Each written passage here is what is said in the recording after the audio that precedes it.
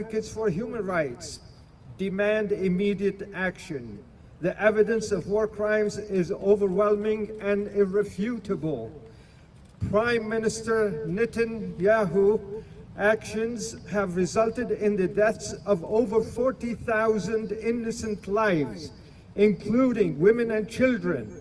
Their relentless bombardment of Gaza has not only caused a humanitarian catastrophe, but also led to the destruction of 75% of civil infrastructure in Gaza, crippling essential services and displacing countless families.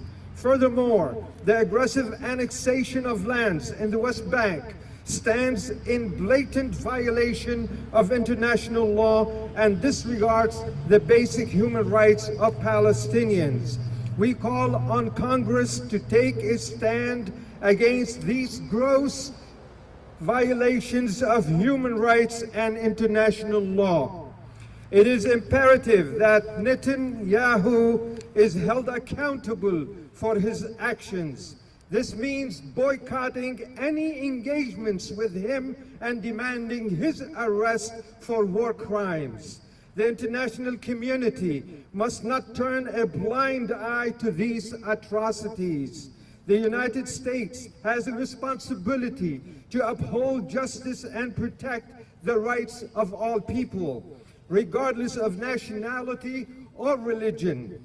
By allowing Netanyahu to continue his oppressive regime without consequences, we are complicit in these crimes. We urge Congress and relevant authorities to, number one, boycott any official meetings or engagements with Prime Minister Netanyahu. Two, initiate proceedings to arrest Netanyahu for his war crimes.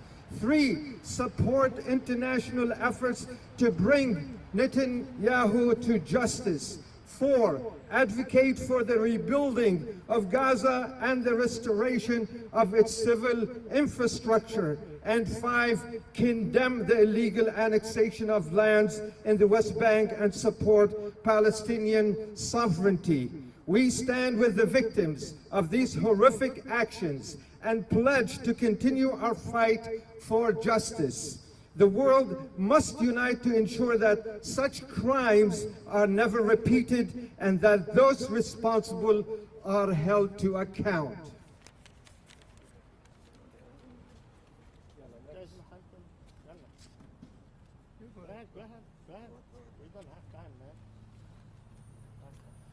Good morning. This is Imam Muhammad Ali Ilahi, the founding Imam of Islamic House of Wisdom in Dearborn Heights. Today is a day of condolences to the Congress of United States of America. There is going to be a funeral service in Congress today for any inches of integrity, intellect, interest, and image left from this country. In the history of last 235 years of establishment of this Congress, today is one of the most disgraceful, dirty, and devil day in history of this establishment. A war criminal is welcomed in that location today, ignoring even a letter of 500 Israeli academics who warned Congress of cancel invitation for this dangerous man who is harming even the interests of the United States in the Middle East. Congress is sending a horrible message to the world with having a savage, criminal, ignorant, insane individual like Netanyahu in Congress.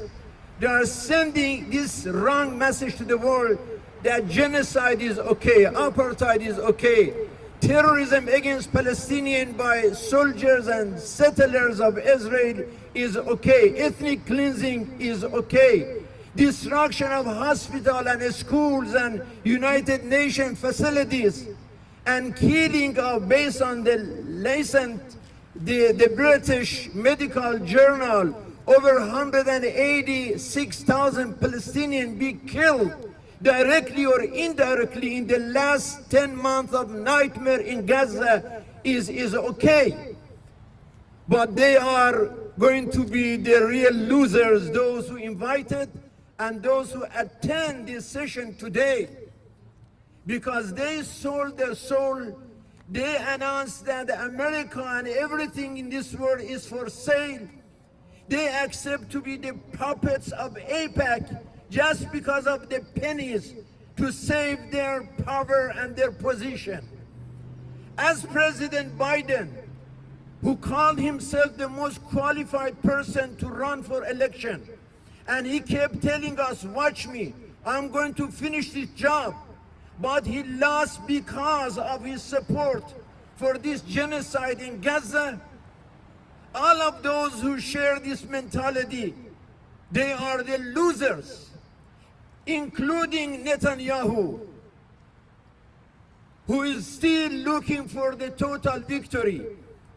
After all this destruction, after all these atrocities, what kind of victory are you looking for? You saw that even the bombs of 2,000 pounds and iron domes and all this death and destructions did not help you. You turned Gaza from being a prison to a slaughterhouse and then to a graveyard. And still you didn't leave these people, innocent women and children in Gaza. And still you are looking for victory. You receive the eternal shame and a stain that's going to be a stay forever. And everyone who supports the mentality of Netanyahu, whether in Israel, United States, or anywhere, they share the same eternal embarrassment and shame and stain. And remember what Martin Luther King said, the oppressed will not remain oppressed forever. Finally, the light of freedom will shine and liberation is come. The day that all Muslims, Christians, and Jews live together in a liberated Holy Land under democracy and justice. Congress, if you had invited the honorable judges of International Court of Justice, if you had invited the professors and the students from Columbia University, Harvard University, Michigan University, Texas and California University, to this location, to Congress today, this day would be the most beautiful and blessing day of your history. But having a genocider, a criminal war, an oppressor like Netanyahu, you made it the ugliest, the most devil-dominated day in history of this nation. Thank you.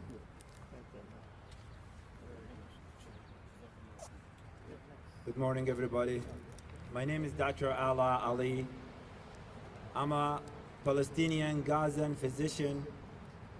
I'm proud Michigander, American physician as well. I'm proud because of our people, not because of our administration. My family in Gaza are still there. Since the start of the genocide, they have been suffering. My brother was killed early November, peace be upon his soul. And after him, another 127 members of our family were killed. And they were killed because of this terrorist, barbaric, war criminal, Netanyahu, who I even get disgusted when I mentioned his name. I have a message for you from Gaza. I still have a brother and two sisters with their family there. They have been forced under fire, under bombs that we've been sending them to be displaced. They have been displaced 7 times, and now they live in tents. They don't have the basics to live their lives. They're asking you, with a good conscience, you see what's happening to us, and instead of taking this war criminal and put him in the prison where he belongs, you're inviting him to speak in our Congress, that we pay their salary from our tax dollars. What world are we living in? What ethics, what manners, what principles do we have? Life will change. Every single soul of those murderers, we have over 40,000 now, will come and hunt everyone who's complicit with their death, with their killing, with their suffering. We urge the administration that we have right now to turn to the right path. We urge the Congress, we urge anyone in the power in this country to do the right thing. Thank you very much. Hello, my name is Naveed Ashraf. I'm the Executive Director of American Pakistani Community Alliance. First of all, it's not just a Middle East issue, it's not just a Gaza issue, it's a worldwide issue, which is where all these people, all these children are being killed in Palestine, in Gaza. The whole world is watching, and our government, who's hosting a killer of over 40,000 people, it's unheard of. Just imagine if it was somebody else, would they ever do that?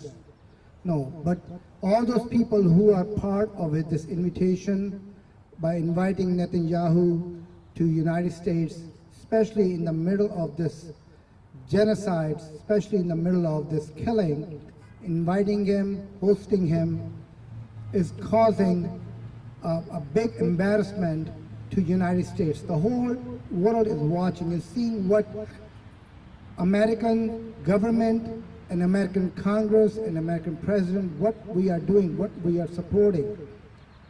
It's an embarrassment for us as Americans. It's an embarrassment. Hello.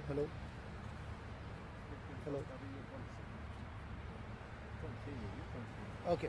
It's an embarrassment for us as Americans and as well as humans. So we condemn everything that Congress is doing by inviting Netanyahu and hosting him, giving him a place to speak, meeting with him. They should be arresting him. They should be putting him in jail. And they should be making America and American people proud. Thank you.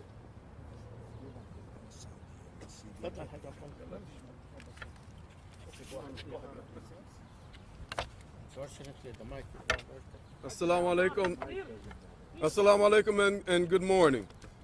My name is Imam Mikhail Stewart Sadiq, MIKAILSTEWART-SAADIQ. I am the Assistant Imam of the Muslim Center Detroit and the Political Education Director for the Detroit Muslim Mission.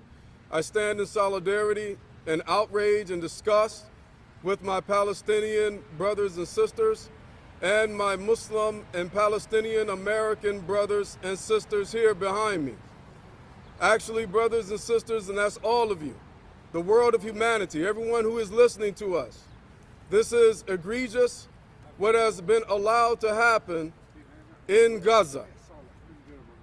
And we think about what has just recently come out in our own country, in the United States, about gun violence being the leading killer of children in the United States. That is horrific. But at least bombs aren't being dropped on their schools. We have an epidemic of school shootings, of mass shootings, but at least when we are at our festivals, bombs aren't being dropped on those festivals. at least we're able to properly bury a lot of our dead. And it is egregious that a man like Netanyahu is coming to our United States Congress to try to deliberately distract us from the flailing of our democracy here in the United States. He's coming to try to bolster more support after getting $15 billion. After getting $15 billion. After getting $15 billion, he wants more support.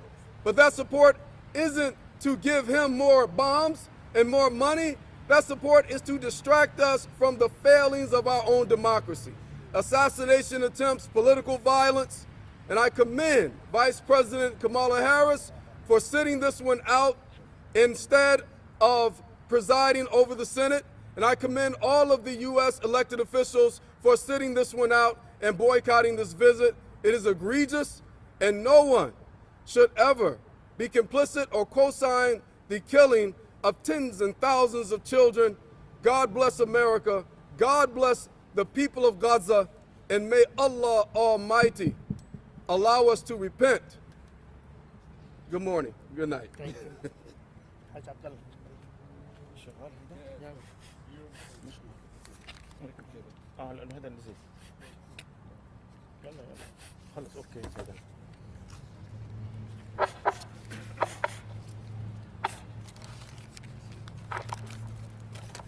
Okay, dear guest Imam, dear media, good morning.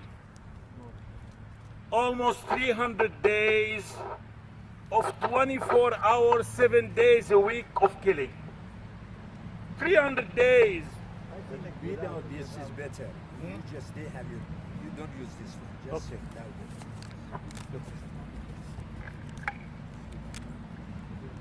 one. We have over 16,000 people killed, 16,000 children.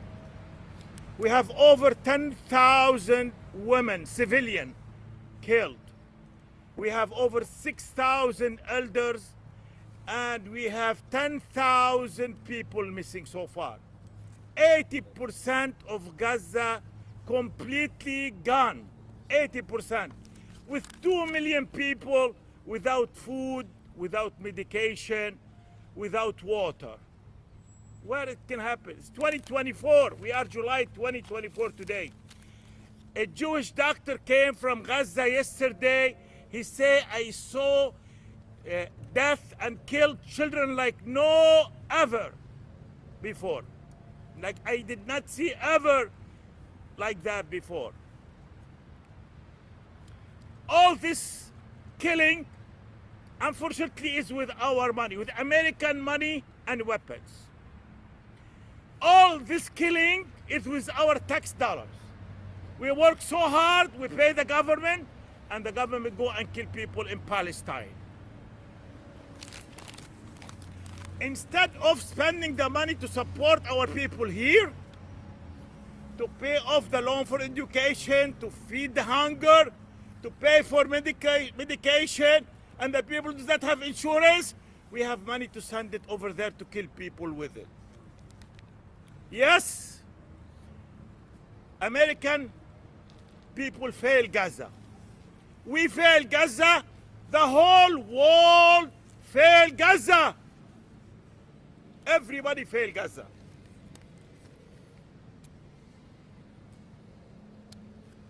On the top of this, we are honoring the genocider.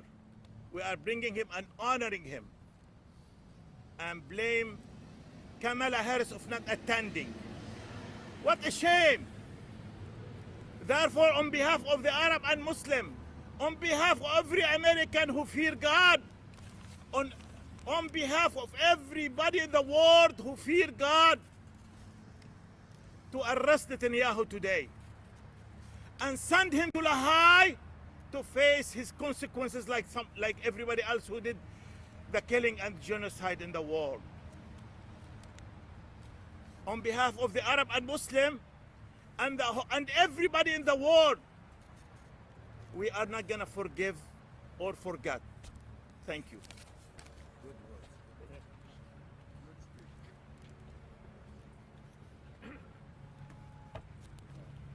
Bismillahir Rahmanir Rahim. Good morning. Thank you for coming. My name is Rex Nazarko. I am the Executive Director of AMEEN, the American Muslim Engagement and Empowerment Network. Thank you for joining us today. We gather at a very critical moment in history, one that calls for our collective and united moral clarity, not just as Arabs, not just as Muslims, as human beings, as Americans, as Michiganders, as all of the above.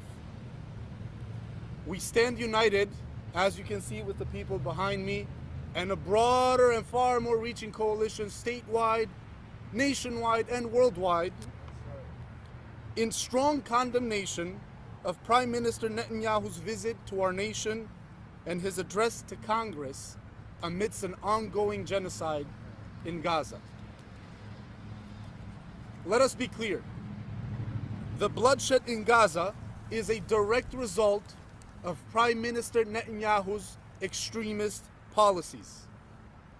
The relentless bombings, the targeting of civilians, and the destruction of homes, hospitals, and essential infrastructure are war crimes that must not be ignored. Netanyahu's presence here is a grotesque affront to the values of justice and human dignity. It is an insult to the thousands of Palestinians who have lost their lives, their homes, their families to his government's actions and relentless aggression. And it is an insult to the millions of Americans who do not support this government's policies and do not stand with this administration's support of this government's policies. By welcoming him, we are complicit in whitewashing all of these crimes. We call on Congress to reject Netanyahu's rhetoric and stand firmly on the side of human rights and international law. Our leaders must not lend their support to a regime that systematically dehumanizes and annihilates an entire population. Silence in the face of such brutality is simply unacceptable. We demand action. We demand accountability, and we demand an end to the ongoing genocide. I would like to wrap up with a quote from the Holy Quran, where God Almighty states that truth has come and falsehood has vanished. Indeed, falsehood is ever bound to vanish. The truth will prevail one day, justice will prevail one day, and history will not be kind to those who stood silently as humanity and as Gaza called for help. To our brothers and sisters in Palestine, we say this: we stand with you. We will always stand with you. We will continue to fight for your right to live in peace and in dignity. Thank you. Very good, thank you. Good morning. My name is Sufyan Nabhan. I'm the Executive Director of the Islamic Center Detroit. Shortly, I want to say that Hitler and Netanyahu are the same. The only difference is the name. What will happen if the Congress invited Hitler to the Congress to speak in the Congress? This question has to be answered by the American public. Unfortunately, today Hitler is being invited to the Congress. Thank you. This is the last speaker, and then we will open the... Yeah, greetings. I want to State your give name. you an uplift. Today, we are together as we witness that Palestine and the entire world is on one side, and Israel and the United States are on the other. This has been for the last 9 to 10 months now. Evidence of this, and I'm just giving you some outline real quickly. Yesterday, the occupation of the Capitol in DC by Jewish Voice for Peace, and not in my name. 7 largest unions in the United States have declared an end to the war and stopping military aid to Israel, including UAW, AFT, and others. The other thing that I need you to remember, the Jewish doctor Palmater, who came back accenting what Abdullah said earlier, he has never seen any place, and he has been to war areas everywhere in the world, has never seen anything like he has seen in Gaza. One more thing. The ICJ, the International Criminal Court, only a few days ago declared that the occupied territories is illegal, and also Jerusalem occupation of Israel by Israel is also illegal. Whose side are you on? Hello, Congress. When are you going to wake up and stop the genocide in Gaza? It is too long. I don't need to give you the statistics. 39,000 killed, mostly children and women, 89,000 injured. The entire Gaza Strip is leveled. No schools, no hospitals, no water, no food. Now, it is our stand here to go to Congress and say, enough is enough. This guy is a war criminal, Netanyahu, and it is time for you to stop having this genocidal war continue. One last thing, and that is Harris's stepdaughter, believe it or not, whose father is Jewish, stands with Palestinians and actually collected money for Palestinians. Thank you very much for being here and listening to us. Definitely, it's clear that you don't have to be an Arab, you don't have to be a Muslim in order to act and do the right thing and stand against genocide. You only need to be human. It's enough to be human not to accept this ongoing genocide and to condone and tolerate and justify the ongoing Israeli slaughtering and murdering machine of innocent Palestinians as we speak now. Now I will open the floor for your questions, and then whoever is from the guests to respond will respond. So, go ahead. Come closer, so we can. You're Detroit News, is that right? Hanem, yeah.